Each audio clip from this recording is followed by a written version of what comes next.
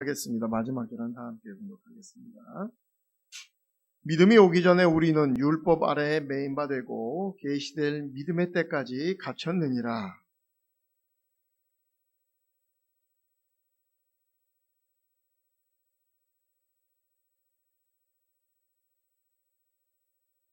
믿음이 온 후로는 우리가 초등교사 아래에 있지 아니하도다.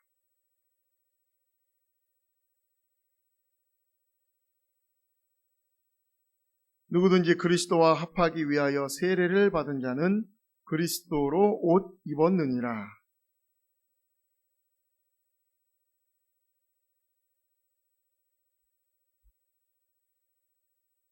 함께 하겠습니다. 너희가 그리스도의 것이면 곧 아브라함의 자손이요 약속대로 유업을 이을 자니라. 아멘. 이 시간에는 그리스도와 합한 자라는 제목으로 함께 말씀을 나누기를 원합니다.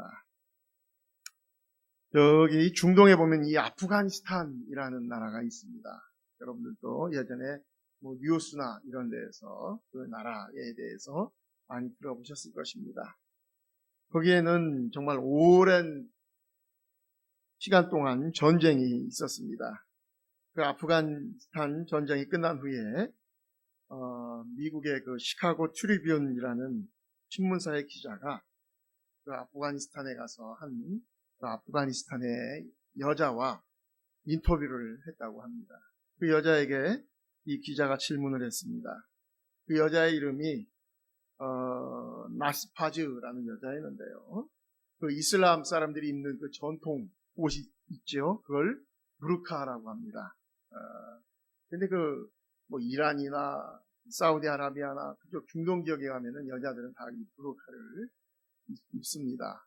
그러나 또 아랍에미레이트 같은 데는 굉장히 자유로워서 또 여자들이 부르카를 안 입고 다니는 걸 또 보게 됩니다. 그런데 전통적으로 이제 그런 부르카라는 것을 입는데, 이 아프가니스탄에는 오랫동안 이 탈레반이라고 하는 아주 굉장히 보수적이고 악한 그러한 정권이 오랫동안 통치를 하다 보니까 거기서는 이 부르카를 강제적으로 입도록 모든 여자는 다 입어야 된다. 이렇게 강권을 했기 때문에 머리끝부터 발끝까지 가리는 시커먼 그 옷을 여자들이 다 입었습니다. 그런데 이제 이 아프간 전쟁을 통해서 이 탈레반 정권이 다 퇴출이 됐습니다. 그래서 조금 이제 자유로워졌어요. 그래서 여자들에게도 그 부르카를 강제로 입어라라는 그 법령이 이제 해제가 되었습니다. 그럼에도 불구하고 이 인터뷰하는 여인은 그 시커먼 전체를 다 가리는 그 옷을 입고 있었다고 합니다. 그래서 그 기자가 질문을 했습니다. 당신은 당신이 입고 있는 이 부르카를 좋아하십니까? 그러자 그 여자는 아니요, 나는 이 부르카를 너무너무 싫어합니다. 그렇게 이야기하더랍니다. 그런데 왜 당신은 아직도 이 옷을 입고 있습니까? 그렇게 싫어한다면서. 그러자 이 여자가 대답하기를 우리는 너무나 오랜 세월 동안 이 어둠 안에서 살아왔기 때문에 이제는 빛이 두렵습니다. 그렇게 이야기하더랍니다. 너무나 오랜 세월 동안 그 지긋지긋한 부르카에 묻혀서 살았지만 지금은 그걸 다 벗어도 됩니다라고, 그렇게 자유롭게 옷을 입어도 됩니다라고 이야기를 했음에도 불구하고 그 습관에서 벗어날 수가 없었다라는 것입니다.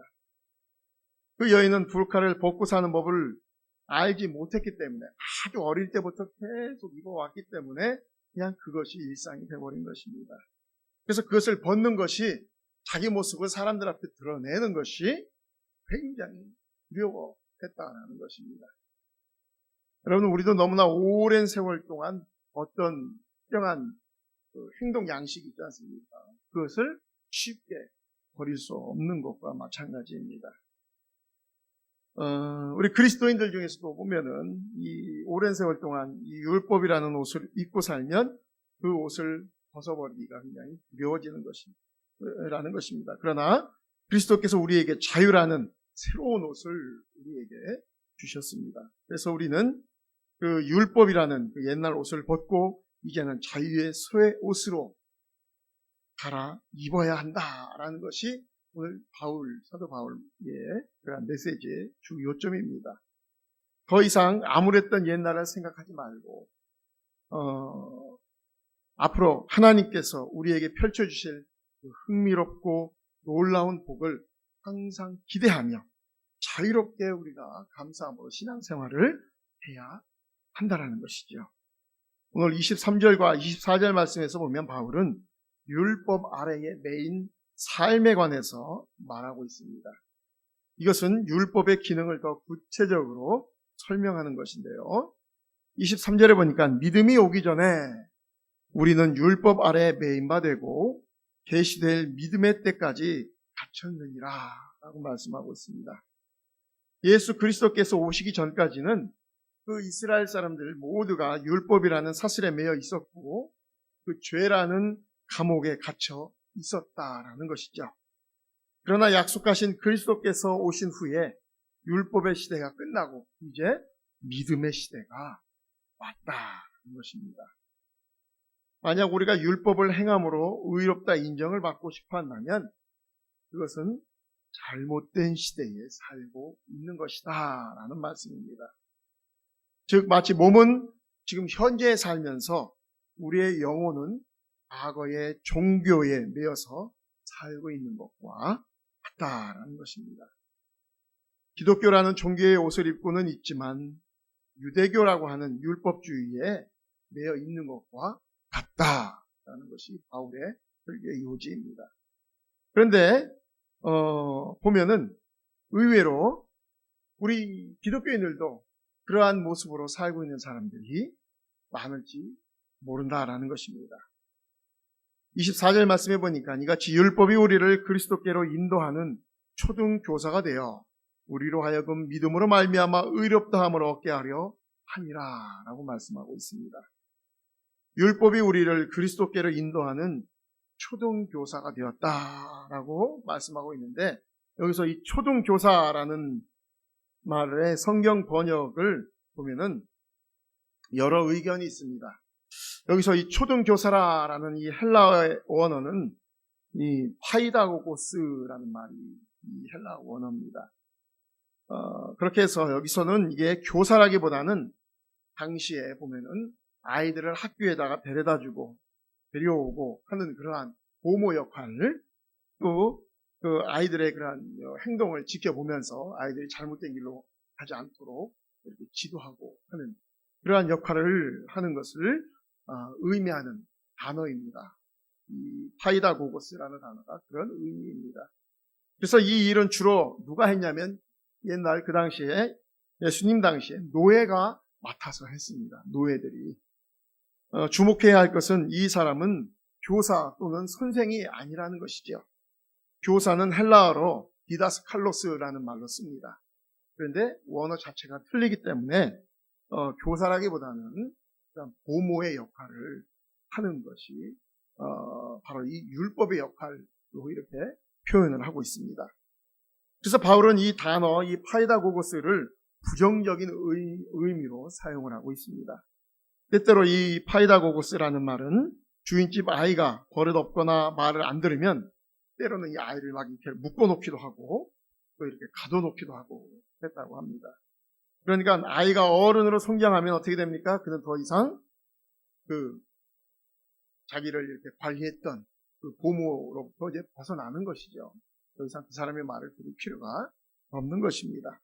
어른으로 성장했음에도 불구하고 여전히 그 보모의 아래에 있었다 하면 그는 지적인 장애인이거나 인격적인 문제가 있는 그러한 사람이었을 것입니다. 그렇기 때문에 율법은 우리가 종의 신분으로 살 때에 우리는 가두고 매는 방법으로 우리를 인도했던 또 다른 노예나 다름이 없었다는 것이죠.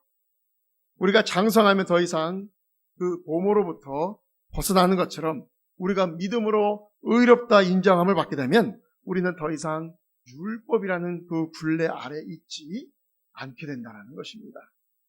그런데 만약 우리가 믿음으로 의롭다 인정을 받은 후에도 계속해서 율법을 통해서 하나님 앞에 의롭다 인정을 받으려고 한다면 우리는 여전히 영적인 그런 아이, 장애인 혹은 영적인 노예 상태로 우리는 계속 갇혀서 사는 것과 같다라는 말입니다. 우리는 이제 믿음으로 말미암아 하나님 앞에 다 의롭다함을 얻었습니다. 우리가 의로운 게 아니고 하나님께서 우리를 그렇게 봐주신다라는 겁니다. 우리의 삶이 뭐가 의롭습니까?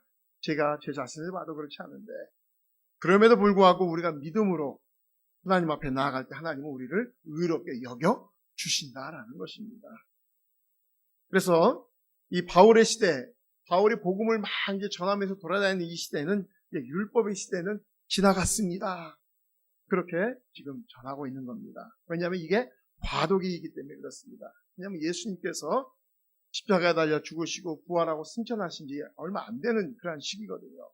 그렇기 때문에 많은 사람들이 그 옛날의 그 율법주의에 계속해서 살고 있는 가운데 있는데, 이제는 우리가 그 방법으로 사는 것이 아니라 새로운 방법으로 예수 그리스도께서 우리에게 주신 그 방법으로 살아야 합니다 하면서 자꾸자꾸 전하고 가르치고 있는 그러한 시대라는 것을 우리는 알아야 합니다. 그래서 더 이상 우리는 율법이라고 하는 초등교사는 필요가 없습니다. 대신에 우리는 오직 예수 그리스도 한 분의 한 분만으로, 그분을 믿는 믿음으로써 하나님으로부터 우리가 의롭다함을 받았습니다. 이것이 그 당시에 어떻게 보면 굉장히 획기적인 놀라운 그런 메시지였던 것입니다. 하나님은 저와 여러분을 기뻐하시고 하나님의 자녀들에게 영적인 복을 은혜로 부어주셨고 지금도 계속해서 부어주시고 계십니다. 그래서 다시는 율법의 종, 죄의 노예로 돌아가서는 안 된다는 것입니다. 제가 예전에 좀 오래된 영화입니다. 여러분들도 아마 보셨는지 모르겠어요. 이 쇼생크 탈출이라는 미국의 영화인데, 이건 실화를 바탕으로 만든 그런 영화였습니다. 젊은 은행원이 있었는데 1947년에 자기의 아내와 그 정부를 살해했다라는 누명을 쓰고서 이 사람이 감옥에 종신형으로 받고 감옥에 이제 갇혀 있다가 그 감옥을 탈출하는 실화를 바탕으로 만든 영화입니다. 근데 이 영화에서 이 브룩스라고 하는 한 죄수가 나옵니다. 그는 10대 시절에 저지른 폭행죄 때문에 40년이라는 세월을 감옥에서 보내다가 이제 가석방되어서 감옥에서 이렇게 나오게 됩니다. 오랜 세월 동안 그 사람이 갈망을 하던 자유를 이제 누리게 된 것입니다. 석방돼서 나왔으니까요, 가석방으로. 그는 당국에서 배려로 어떤 슈퍼마켓에서 이제 점원으로 일을 하게 됩니다. 그런데 그는 화장실에 가려고 할 때마다 그 매니저에게 화장실 갔다 와도 되나요? 하고 물어보고 합니다. 매번 그러니까 이 매니저가 다음부터 화장실 갈 때는 물어보지 말고 그냥 갔다 오라고 그렇게 이야기합니다. 그래도 계속해서 물어봅니다. 그 다음에 화장실 갔다 와도 됩니까? 잠깐 어디 갔다 와도 됩니까? 왜 그렇습니까? 습관이 그렇게 되었기 때문에 그래요. 감옥 안에서의 습관이, 그의 사고와 감정 그리고 습관이 40년 동안 확 굳어져 버려 있었던 것입니다. 이렇게 새롭게 시작된 그의 자유의 생활은 그에게는 오히려 공포였습니다. 너무너무 두려웠습니다. 그는 감옥의 철장 속에서 거의 평생을 살다시피 했기 때문에 그는 감옥 생활이 자유와 경쟁에 있는 일반 사회보다 훨씬 더 안전하게 느껴졌던 것입니다. 감옥 안에서 이 사람은 자기 스스로 무엇인가를 결정해야 하는 수고를 할 필요가 없었던 것입니다. 감옥 안에서는 다른 누군가가 자기를 대신해서 생각해주고 결정을 해주었기 때문에 그래요. 간수나 감옥의 고참이 명령하면 그것에 복종함으로 안전한 삶을 살았던 것입니다. 그러나 이제 감옥 밖에서 어떻습니까? 그는 감옥 생활보다 더 두렵고 끔찍한 일들을 경험하게 됩니다. 그것이 뭡니까? 바로 자유입니다. 자유는 그에게 곧 공포 그 자체였습니다. 무엇을 해야 할지 그는 전혀 몰랐습니다. 이제 모든 걸 자기가 생각하고 판단하고 결정을 해야 합니다. 그런데 여기서 끝나는 것이 아닙니다. 더 두려운 것은 자기가 결정한 것에 대한 책임을 자기가 이제 져야 한다는 것입니다. 감옥에서는 그저 누군가 시키는 일만 하면 됐기 때문에 자기가 져야 할 책임이 없었던 것이죠. 그 두려움을 견디지 못하게 된 브룩스는 당국에 자기의 가석방 조치를 취소해 주시고 나를 다시 감옥에 집어넣어 주세요라고 막 호소합니다. 그래도 그게 됩니까? 법적으로 안 되지요. 그는 이 상황을 어떻게 표현을 했냐 하면은 두려움을 느끼며 사는 것은 너무너무 끔찍한 일이다. 우리로서는 이해가 안 가는 일이지만 그 사람은 이 자유가 너무너무 두렵게 느껴지면서 살았던 것입니다. 다시 감옥에 들어가고 싶은 소원이 좌절되자 그는 결국 자기 집 기둥에 목을 매어 자살을 하고 맙니다. 그만큼 두려운 거예요. 마찬가지로 율법주의 안에 갇혀 평생을 생활하던 사람들은 이 영화의 주인공이었던, 영화에 그 나오는 사람이었던 그와 다르지 않다라는 것입니다. 율법에 갇혀 살았던 사람들은 은혜가 가져오는 자유에 대해서 마치 죽기라도 하는 것처럼 두려웠던 것입니다.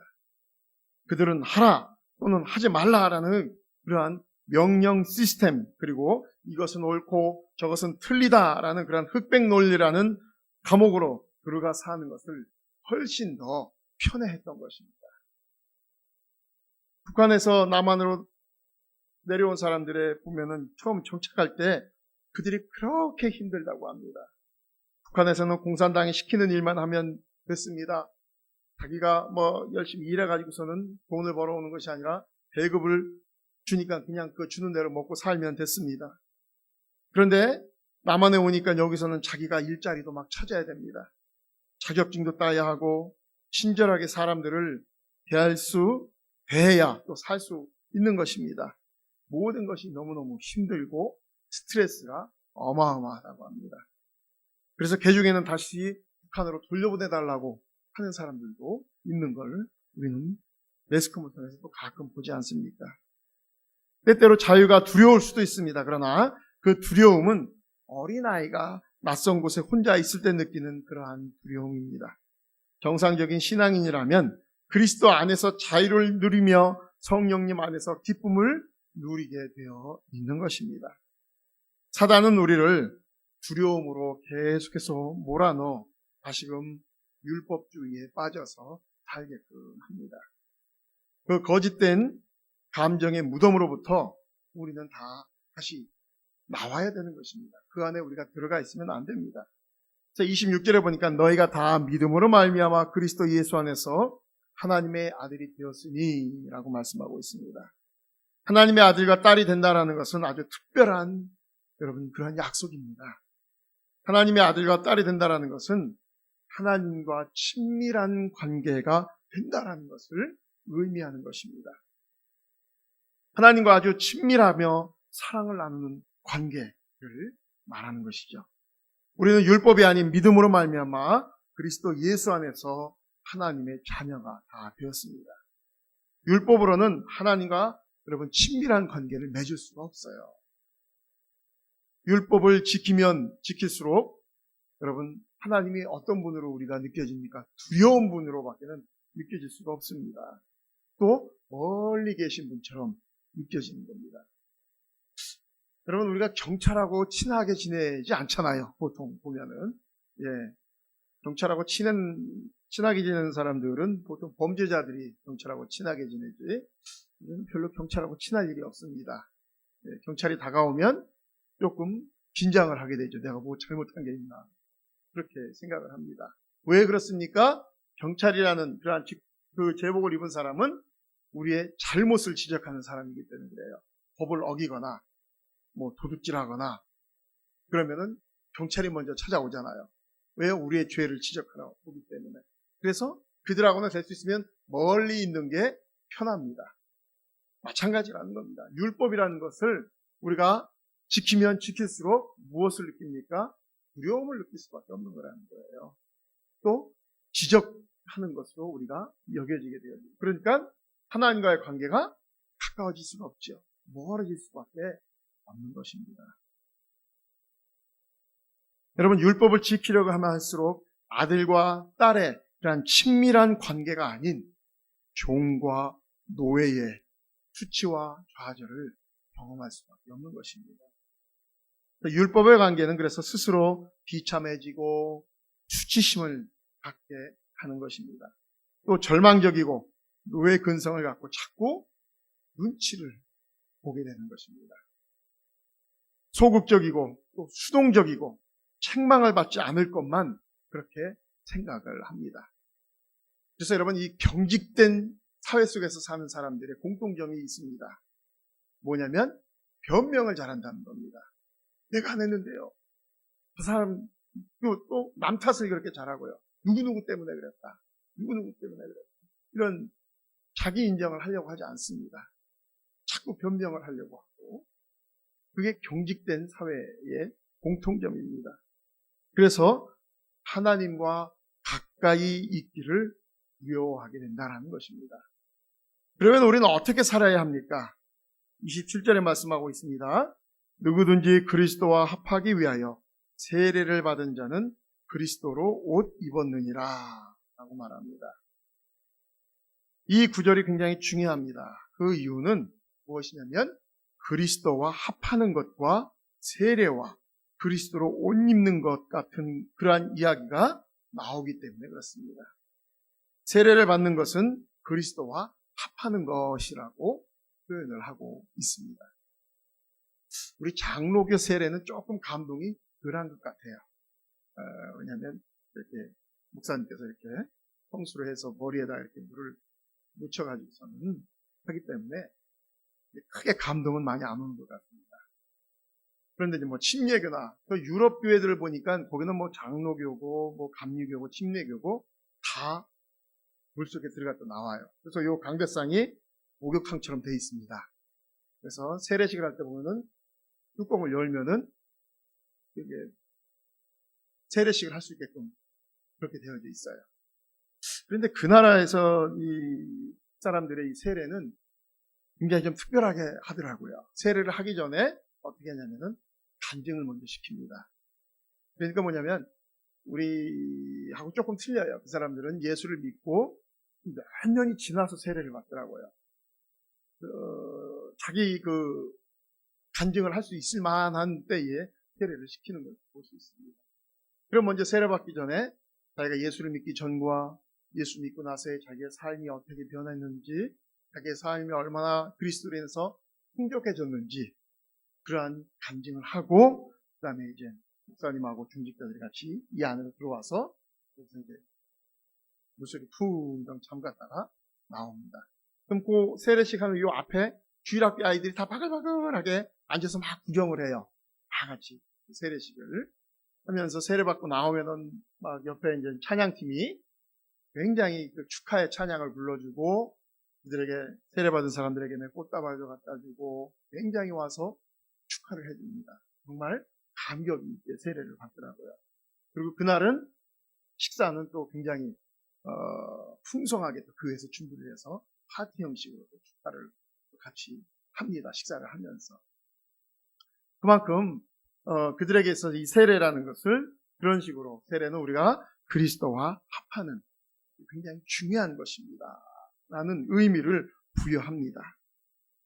또 그것은 그리스도라는 옷을 이제 우리가 입는 것과 같다라는 것입니다. 이전까지는 내 마음대로 살고 내 옷을 입고 내 마음대로 돌아다녔다면, 이제 세례를 받고 나서부터는 우리가 그리스도로 옷을 입는 겁니다. 이제는 내 마음대로 사는 게 아니고 하나님의 사람으로 살아야 되는 것입니다 라는 그러한 표현이라는 것이죠.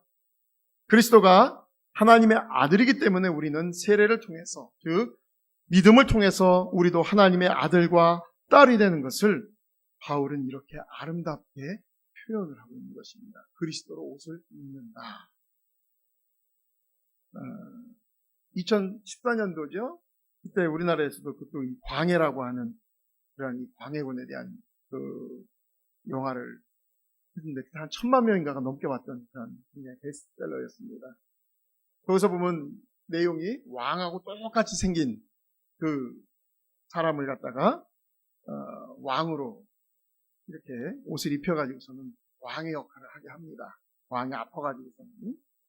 그런데 이 사람이 시장 잡배가 임금 옷을 입으니까 임금이 되어서 나중에는 진짜 임금보다 더 통치를 잘 했다라는 그런 영화의 내용은 그겁니다.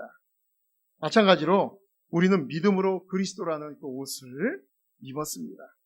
그리스도의 옷을 입었다라는 것은 그리스도께서 옷장에 많은 옷들을 이렇게 해놓고서는 그 중에 하나를 넣어서 우리를 입게 했다라는 것이 아니라 그리스도가 옷이 되셨고 우리는 바로 그 옷, 즉 그리스도라는 옷을 우리가 입었다라는 그런 의미입니다. 즉 그리스도로 옷을 우리가 입었으니 우리가 이제 그리스도와 하나가 되어졌다라는 것이죠. 그래서 그 다음부터는 내 마음대로 살면 안 되는 것입니다. 하나님이 원하는 방법으로 하나님이 기뻐하는 일들을 우리가 하면서 살아야 된다라는 것이죠. 그래서 세례는 그리스도와 함께 죽고 그리스도와 함께 사는 것을 의미하는 것입니다. 초대교회에는 세례받을 때 강물에 완전히 들어갔다 나온 후에 그들에게 하얀 옷을 입혔다는 거예요. 나올 때에. 이것은 죄의 옷은 우리가 이제 벗고 그리스도의 옷으로 갈아입는다라는 것을 예식화한 것입니다.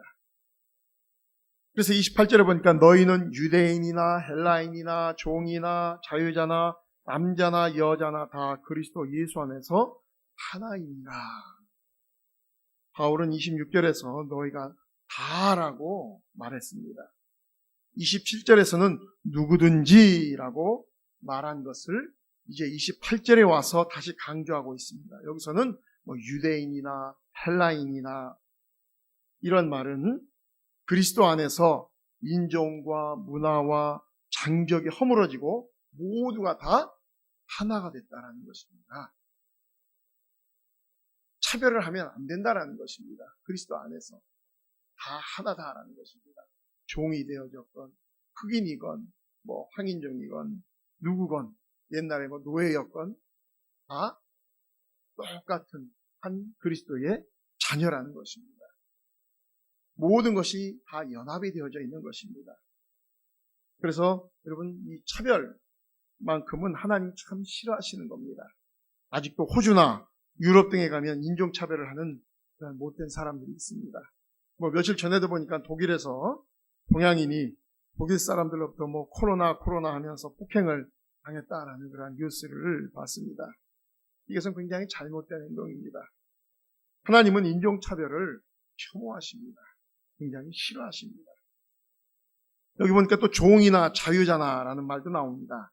이 말씀은 그리스도 안에서 계급과 지위의 장벽이 허물어지고 하나가 되는 것을 의미하는 것입니다. 이것은 사회적인 연합을 말하는 것입니다.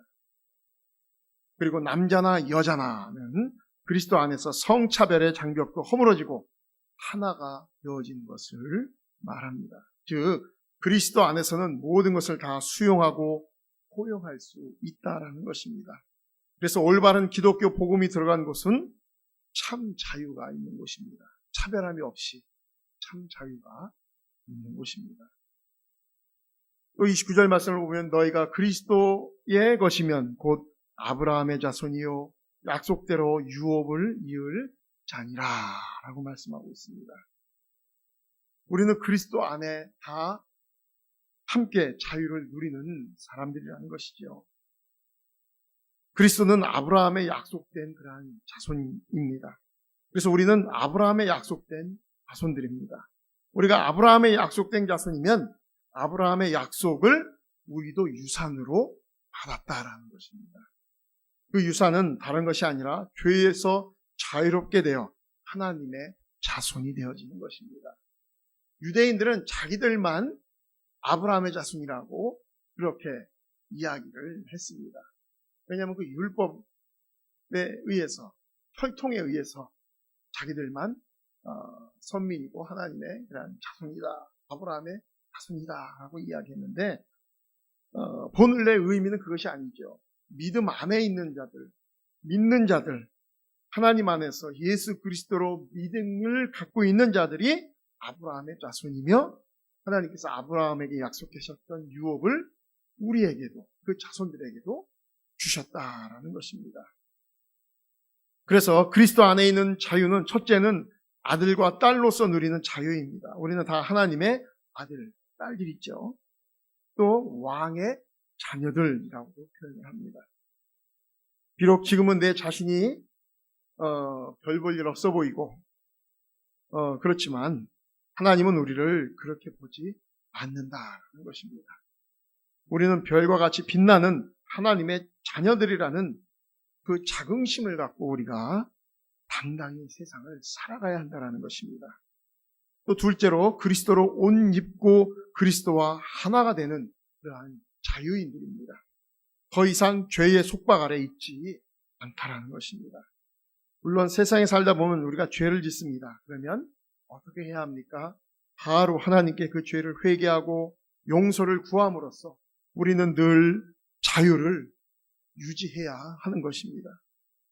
셋째는 문화적, 사회적, 성적 차별이 없는 그러한 자유를 말하고 있습니다. 또 마지막으로 넷째는 아브라함의 약속, 즉 축복과 번성의 약속을 유업으로 받은 자유인이라는 것을 우리는 알아야 한다는 것입니다. 여러분, 노예나 혹은 종은 유산을 상속받지 못합니다. 오직 아들과 딸만 그 부모의 유산을 상속을 받을 수가 있습니다. 우리는 그리스도 안에서 하나님의 아들과 딸들입니다. 여러분, 천사도 여러분 그 유업을 받을 자격이 없습니다. 성경 어디에도 천사에게 하나님의 영광을 같이 나눠주시거나 아니면은 자녀로서의 그런 어떤 유업을 주겠다라는 말씀이 없습니다. 그래서 찬송가 508장에 보면은 주께서 내게 부탁하신 일 천사도 흠모하겠네 라는 그런 말씀이 있어요. 여러분, 천사들이 우리를 부러워한다는 겁니다. 왜요? 하나님께서는 천사들에게 이 세상을 복음화시키고 하나님의 자녀로서의 유업을 감당하라고 천사들에게 명령하시지 않았습니다.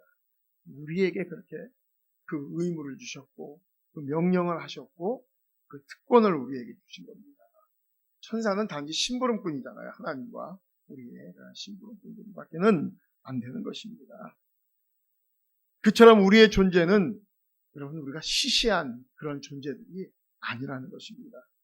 이 세상 어떤 지위보다도 높은 하나님의 자녀라는 그 권세를 하나님께서는 우리에게 주셨습니다. 그래서 우리는 왕의 자녀들입니다. 그러니 우리가 어디를 가든 여러분 우리가 주눅들 필요가 없습니다. 우리가 당당히 살아가야 합니다. 수중에 돈이 없어서 어깨가 축 늘어져 있거나 그러십니까?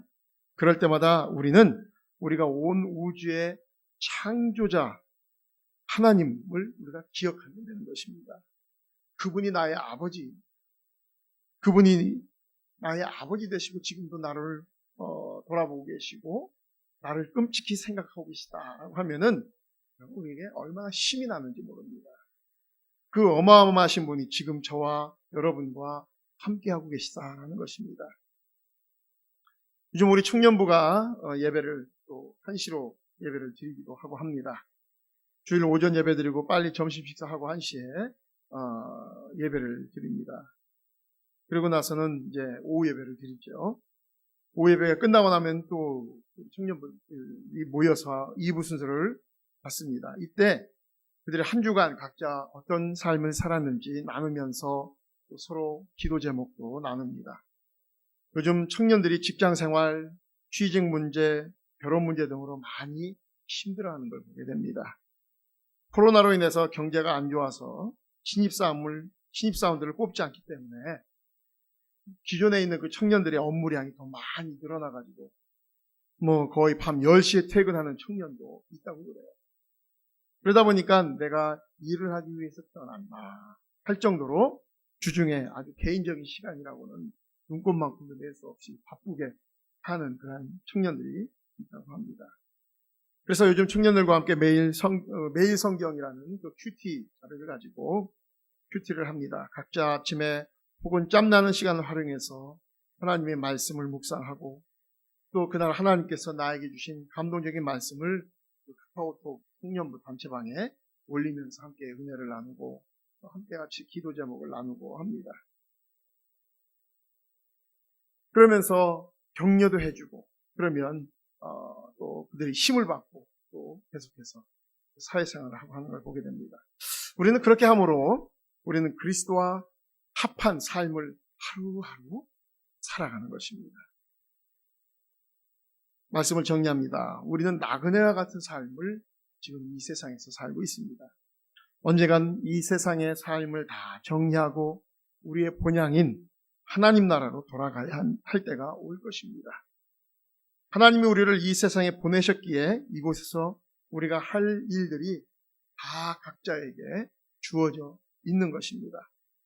우리는 나에게 주어진 그 일에 충성하되 그것에 너무나 큰 애착을 가져서는 또 안 됩니다. 많은 사람들이 이 땅의 것에 너무 집착하고 애착을 갖다 보니까 정작 하나님은 잊고 사는 것을 많이 보게 됩니다. 그 애착의 대상이 돈이 될 수도 있고요, 권력이 될 수도 있고, 쾌락이 될 수도 있고, 때로는 사람이 될 수도 있습니다.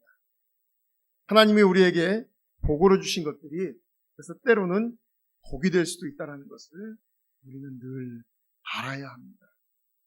그래서 항상 우리가 이 중용을 지키는 것이 참 중요합니다. 하나님께서 우리에게 복으로 주신 것들이 때로는 그것이 나에게 복으로 오는 경우들이 많아요. 물질이 없어서 정말 하나님 앞에 기도하면서 열심히 노력한 결과 하나님께서 물질을 많이 주시면 그것을 우리가 감사하면서 그 물질을 정말 주를 위해서 더 열심히 사용하고 나를 주님의 통로로 이렇게 써주십시오 하면서 쓰면 좋은데 그것을 재물로 이제 막 쌓아놓고 그것을 막 즐기다 보니까 하나님을 잊어버리는 거예요. 나에게 복으로 주신 그것이 어떻게 된 겁니까? 복으로 작용을 한 것이죠. 그런 것들이 얼마나 우리 주위에 많은지 모릅니다. 그래서 항상 우리는 우리 자신을 살펴볼 필요가 있습니다. 그래서 항상 무엇을 하든지 우리가 그리스도와 내가 합한 삶을 살고 있는가 자기 자신을 잘 이렇게 점검을 해볼 필요가 있습니다. 그래서 우리가 말씀으로 우리가 하루하루를 시작하고 또 마지막에는 우리가 하루를 내가 하나님께서 나에게 오늘 주신 그 말씀으로 내가 오늘 하루를 잘 살았는가 자기 자신을 이렇게 체크하면서 잠자리에 들 필요가 있습니다. 그래서 이 유대인들 같은 경우는 우리가 좀 배울 건 배워야 합니다. 그들이 마지막 잠자리에 하나님 앞에 늘 그들은 들기는 기도를 한다고 그래요. 왜냐하면 자다가 하나님께서 데려가는 경우도 있거든요. 그러면은 그가 마지막으로 내가 이 세상에서 내가 죽기 전에 한 일은 하나님 앞에 내가 기도하다가 하나님 앞에 왔습니다. 또 아침에 이제 눈 뜨면은 또 하나님 앞에 또 기도하면서 하루를 시작을 하고 그래서 시작과 끝을 우리가 하나님 안에서 그의 삶의 시작을 하나님께서 주신 은혜로 감사하고 또 마지막 잠자리에 들 때도 하나님 나와 함께 하신 하루를 감사합니다 하면서 기도로 마무리하고 그럴 때에 이것이 하나님과 합한 삶을 사는 그런 사람의 모습입니다. 그래서 우리는 항상 우리가 기도하는 마음이 참 필요합니다. 제가 오늘 아침에 보니까 새벽에 밖에 보니까 이제 해가 막 뜨면서 이제 구름이 막 있다 보니까 이 선셋이라고 해야 되나요? 막 이 구름이 하늘이 막 불이 타는 것 같더라고요. 여러분들도 보셨는지 모르겠어요. 너무나 멋있어가지고서는 막 핸드폰으로 사진을 찍었습니다. 그러면서 기도했어요. 와, 하나님 정말 멋쟁이십니다. 이걸 어떻게 우리 인간이 그 아름다운 하늘의 그 모습을 만들 수가 있겠습니까? 하나님만이 이런 작품을 만들 수 있는 분이십니다. 얼마 감탄이 나오더라고요.